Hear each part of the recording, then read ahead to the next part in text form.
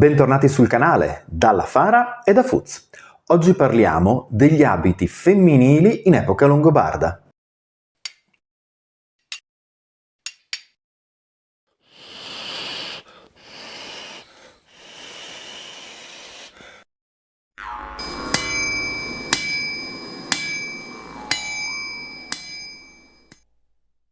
Come sempre bentornati, vi ricordo di iscrivervi al canale, cliccare la campanellina per essere sempre aggiornati sull'operato della Fara. Se volete più informazioni su quello che facciamo ci sono anche Instagram e Facebook con ovviamente più fotografie rispetto a quello che possiamo condividere qui su YouTube, e per chi volesse supportare il nostro operato in maniera più attiva vi ricordo che si può sempre diventare Patreon e abbonati, trovate in descrizione come fare, per un costo irrisorio mensile. Bene, veniamo all'argomento di oggi, che ha una piccola premessa. Alcuni giorni fa stavo scorrendo Facebook, cosa che non faccio molto spesso perché da un lato è un social network sostanzialmente morto e dall'altro ha un'utenza molto specifica a livello anagrafico e anche di rabbia sociale, quindi spesso è poco utile conversare su Facebook. Lo utilizziamo molto come associazione, come la Fara, condividiamo tutti i nostri contenuti, ma appunto cerco di evitare di partecipare attivamente a discussioni o argomentazioni di vario tipo. Fatto sta che una pagina piuttosto nota ha condiviso un post sulle fibule a staffa di epoca longobarda, un post sempre interessante perché è un argomento affascinante, che aveva una, a mio parere, imprecisione sulla collocazione delle suddette fibule addosso alle donne di epoca longobarda.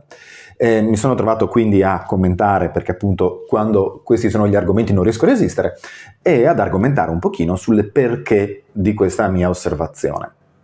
Lasciamo stare chi poi ha deciso di commentare sotto dicendomi: le fibule sono spille che servono a tenere fermi i vestiti. Grazie, Capitan Ovvio, non era il fulcro della questione.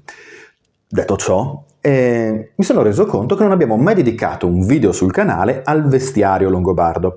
E voi direte: cosa c'entrano le fibule col vestiario? Beh, ne fanno parte e soprattutto ci danno molte informazioni, proprio attraverso la loro posizione, su come dovesse apparire. C'è un video qui sul canale di alcuni anni fa che abbiamo realizzato per il Museo Archeologico ed Arte della Maremma in occasione della loro mostra sul il passato longobardo, appunto della Toscana e della Maremma. Il video però prende in considerazione entrambi i generi, maschile e femminile, e li analizza tutti insieme in maniera piuttosto veloce, perché è un video pensato per essere appunto visto durante la visita al museo fra una teca e l'altra. Ho deciso quindi di prendere qualche minuto per approfondire un attimino maggiormente il vestiario longobardo. Per farlo mi avvarrò delle ricostruzioni che utilizza la nostra Nini, la nostra vicepresidente e sarta dell'associazione, una delle 3 donne del gruppo, e poi appunto di foto e di disegni di scavo e di riflessioni che condividerò con voi. Partiamo da un presupposto.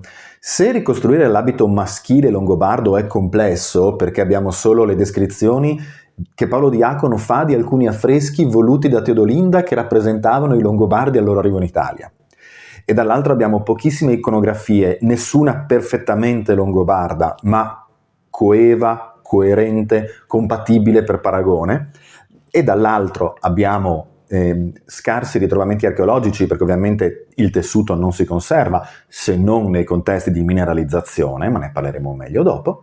Ecco che per il mondo femminile la situazione è ancora più complessa. Non abbiamo nemmeno la descrizione di Paolo, praticamente non abbiamo iconografie, vale la questione archeologica sulla mineralizzazione dei tessuti e vale appunto la ricostruzione basata sugli elementi di corredo deposti nella tomba. Quindi quello che io adesso andrò a descrivervi come il vestiario femminile longobardo è in realtà la nostra deduzione, non solo nostra, noi ci basiamo sempre sullo studio dei professionisti a cui applichiamo la nostra esperienza ricostruttiva, ma è appunto una ricostruzione, non possiamo esserne certi al 100%. Cosa sappiamo del vestiario femminile longobardo? Sappiamo che, come per quello maschile, era composto da almeno 2 strati, uno interno probabilmente di lino e uno esterno di lana, con decorazioni diverse che magari potevano essere anche in altri tessuti, forse per i contesti più elevati socialmente poteva parlare anche di seta.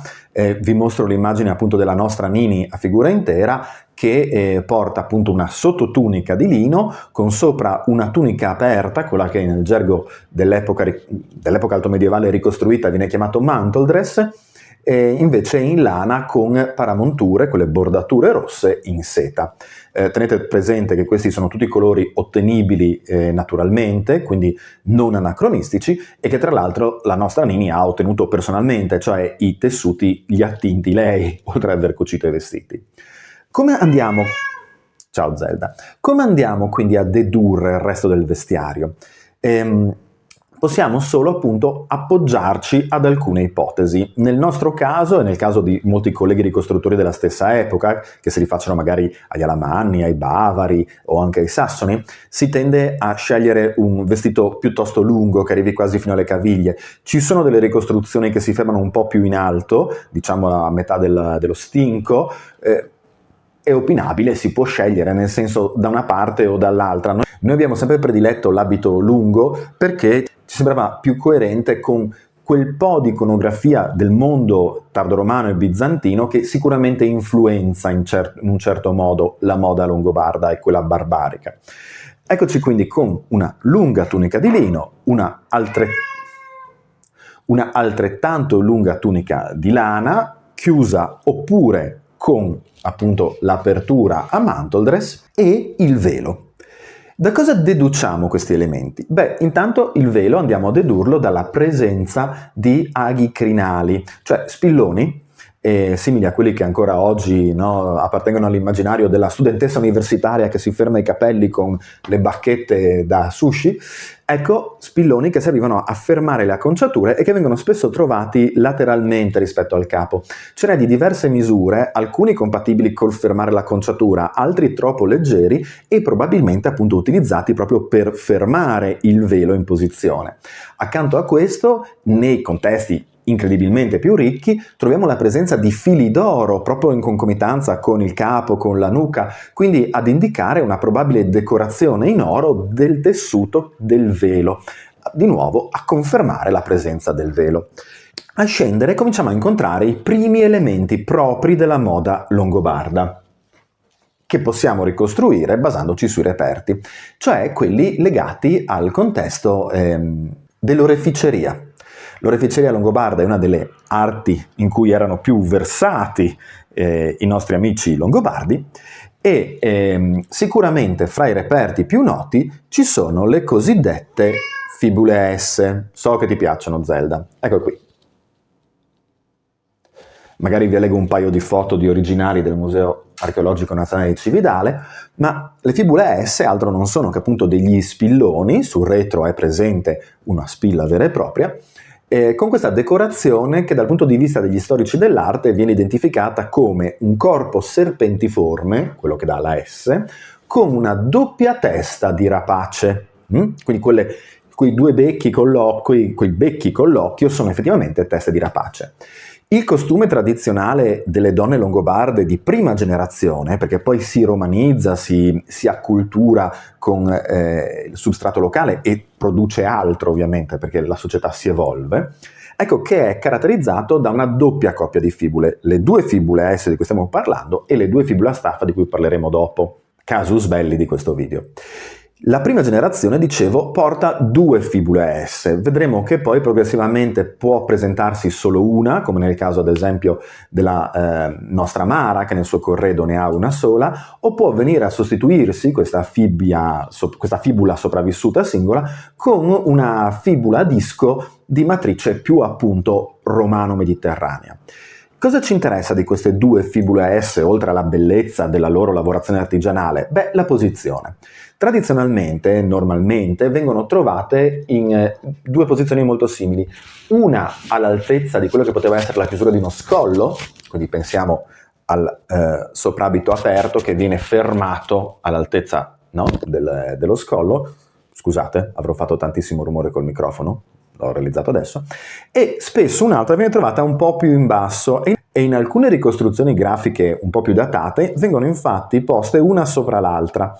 In realtà, parlando con degli antropologi che si sono occupati dell'evoluzione del corpo deposto nella tomba, ci hanno fatto notare come questa seconda fibula, quella più bassa, venga ritrovata a faccia in giù. Nella loro analisi tafonomica, quindi del comportamento del corpo dell'inumato durante la decomposizione in una camera aperta, cioè il corpo viene deposto in una cassa o in una struttura coperta, che quindi impedisce alla terra di schiacciare immediatamente il corpo, che si decompone in libertà e poi in un secondo momento la struttura lignea cede e la terra copre il tutto. Ecco, in una struttura di questo tipo, la presenza di quella fibula ribaltata a faccia in giù, un po' più in basso, gli ha fatti dedurre che in realtà la posizione originale fosse più vicina alla spalla, cioè la seconda fibula era posizionata qui, correttamente verso il pubblico.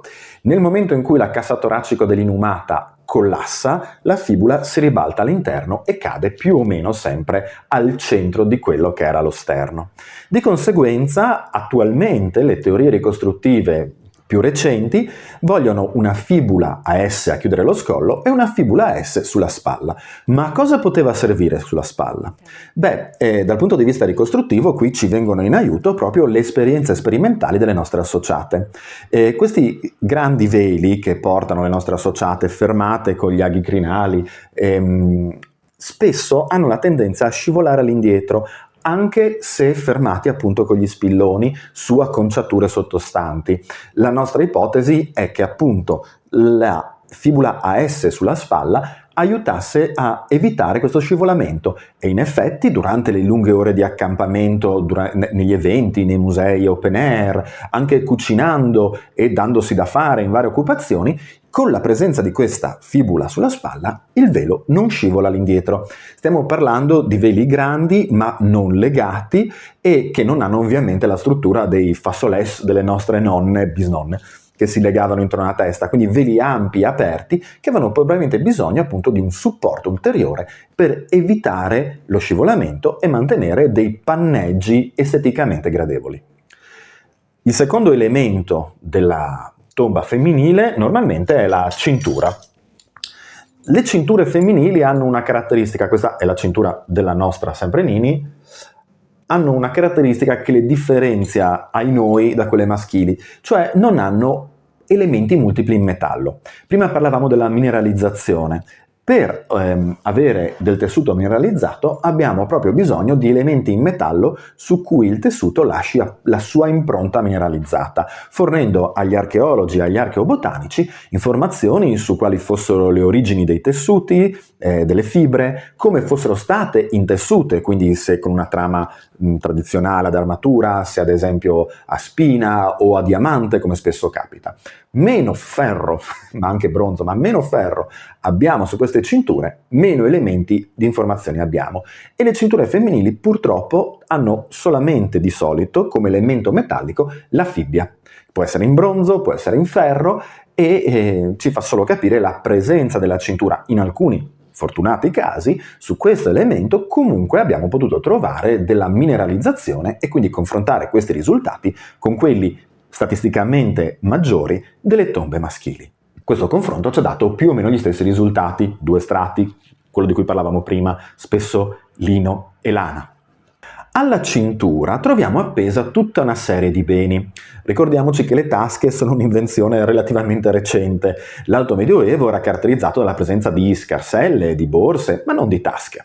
Alla cintura vengono appesi, come per i maschi che avevano le armi, così le donne appendono alla cintura oggetti d'uso quotidiano, cesoie ad esempio, chiavi, che potevano essere forse le chiavi di casa o più probabilmente le chiavi magari di qualche cassetta, ma anche oggetti d'uso rituale, amuleti in cristallo di rocca, molto diffusi ad esempio anche nel mondo bavaro alamanno, o ancora dischi solari, come vengono oggi chiamati, in bronzo, e perché no, le famose fibule a staffa.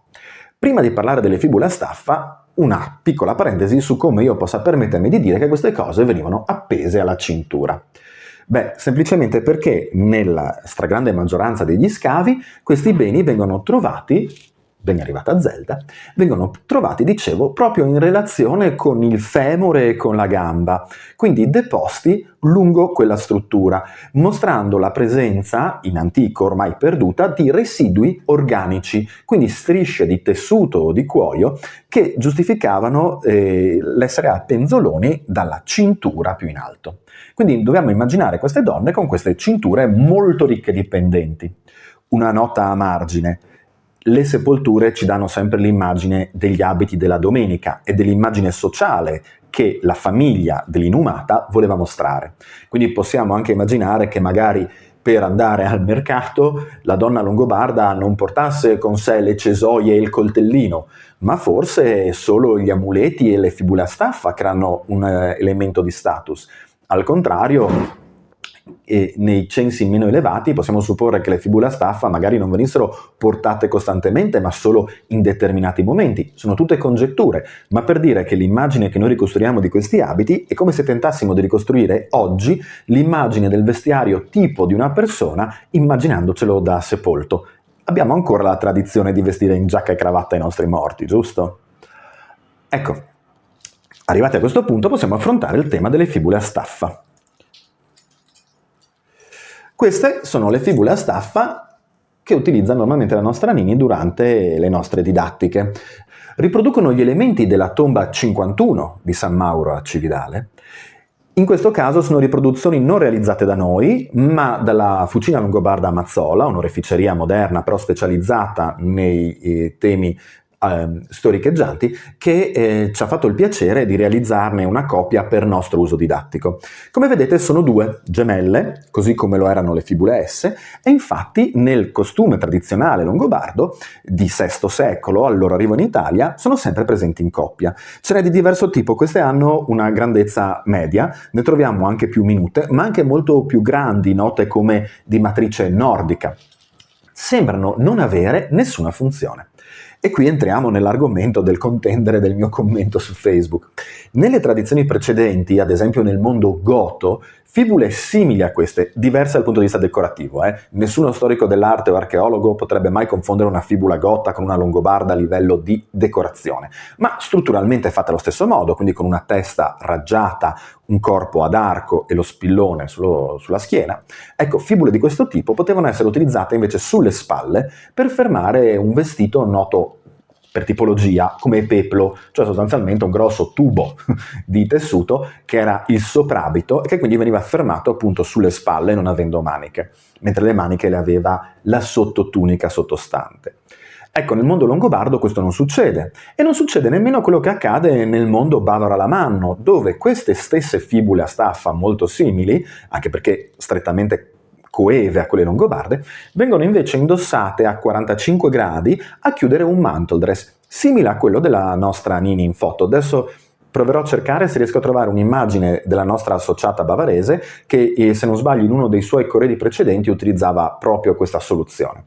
Nel mondo longobardo invece non le troviamo in questa posizione, non le troviamo sulle spalle, non le troviamo all'altezza del ventre, le troviamo di nuovo lungo il femore, lungo le gambe, perché appese a questa cintura. Sappiamo poco delle scarpe, possiamo immaginare che fossero simili alle famose scarpe aperte fino all'alluce di cui ci parla Paolo Diacono per i maschi, cioè delle scarpe a fiore. E poi si poteva aggiungere, spesso si aggiungeva, la presenza di collane in pasta vitrea, cioè collane i cui elementi costitutivi erano pietre semidure oppure vetro lavorato, o il vetro che era un elemento particolarmente ricco per l'epoca. Spesso, alternati ai vaghi di collana, queste cinture potevano avere degli elementi in metallo prezioso, in lamina d'oro ad esempio, brateati o monete o finte monete aggiunte, probabilmente sempre per mostrare una certa ricchezza. Quindi, a colpo d'occhio, il vestiario femminile longobardo doveva avere un velo, la struttura di sostegno del velo, le due fibule S, una sottotunica di lino, una sovratunica di lana, una cintura da cui possiamo immaginare pendere coltellino, cesoie, ma anche amuleti e le fibule a staffa, scarpe a fiore o scarpette basse e calze, perché no?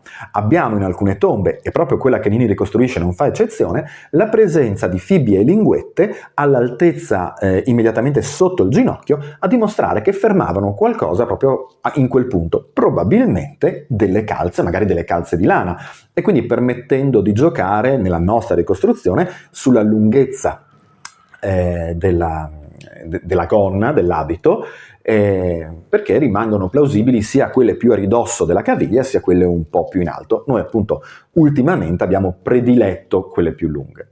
Cos'altro dire ancora sul vestiario femminile? Beh, che come in tutti i casi doveva seguire la ricchezza di chi lo portava, e quindi i colori più ricchi, più vivaci erano ad appannaggio dei censi più elevati. Allo stesso modo le fibule più ricche, più grandi, con più materiale erano scusate, sempre Zelda, una peculiarità di chi poteva permetterselo. La tomba, ad esempio, della nostra Mara, a cui abbiamo dedicato un video specifico, la tomba 56 della Ferrovia, della necropoli della Ferrovia, mostra uno stadio successivo rispetto a quella della nostra Nini, che è una tomba di prima generazione immigrata, in cui la romanizzazione si sta mostrando, sparisce una delle due fibule S, ne resta solo una, e compaiono due grossi spilloni per capelli, la cui decorazione sembra riprendere molto i vecchi orecchini a cestello romani. Allo stesso modo però vediamo mantenersi elementi tradizionali come appunto la singola fibula S, la chiusura di calze, ma anche quella delle scarpe, mostrando che probabilmente anche le calzature si erano evolute, se vogliamo, o semplicemente erano cambiate, perché il concetto di evoluzione indica un necessario miglioramento funzionale, che forse non è questo il caso. Dimmi, Zelda. Vieni a far cadere tutto, sì. Quindi queste barbare si vestivano di pelli? Sembravano uscite dai film anni 80 italiani di Attila? No, erano donne elegantissime, se potevano permetterselo, con tessuti colorati e ricercati, elementi di gioielleria fra i migliori prodotti all'epoca in tutta Europa, e no, mi spiace dirlo, non appartengono a quell'ipotesi del barbaro rozzo e greve. Una piccola nota a margine: non possiamo utilizzare per ricostruire gli abiti longobardi, ad esempio, le cosiddette dame dell'orange, chiamate così da uno dei studiosi più appassionati di questo tema, ma insomma le 6 sante del tempietto longobardo non possono essere utilizzate come ispirazione per un corredo strettamente longobardo, perché la commissione è stata longobarda nell'esecuzione del tempietto, ma l'esecuzione invece era di provenienza bizantina, probabilmente siriaca, e anche gli attributi di queste sante rimandano a Bisanzio. Conseguentemente possono essere usate come ipotesi ricostruttiva per degli abiti bizantini, ma non per quelli longobardi. Bene, spero di avervi incuriositi. Se avete qualche altra, incuriosite ovviamente, se avete qualche altra domanda scrivetela pure nei commenti. Alla prossima e mandi!